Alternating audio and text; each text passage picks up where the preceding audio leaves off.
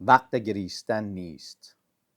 بوی باروت و خون گذشته از سرحد جنون. این سوداگران مرگ آنچنان نفرت برانگیختند که مرگ خود نیز از شرم در سکوتی سنگین خون گریست. وقت گریستن نیست. این دژخیمان پلید بدانند نام ما مرگ اینان است. تا افق افق است، تا آفتاب روشنایی، این پلیدان را امانی نیست.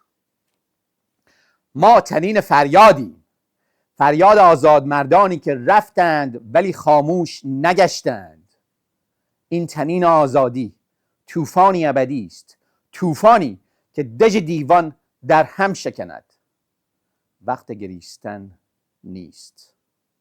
ما شیون مادرانیم، شیون مادرانی که فرزند به آزادی بخشیدند و این شیون از تیغ آخته تر در دوزخ هم گریبان این سیه دلان را خواهد گرفت.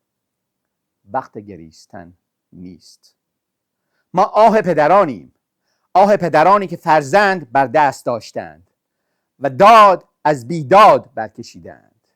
این آه تیری است که آرش از کمان رها کرد تا که تک تک مزدوران از پای درآورد. وقت گریستن نیست. میسوزند این دژخیمان، میسوزند در آتش دل دلدادگان که یار خیش دگر بار نبینند.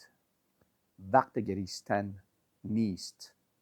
آنان که خونشان بر خاک چکید گواهند که خاک نمی میرد. وقت گریستن نیست.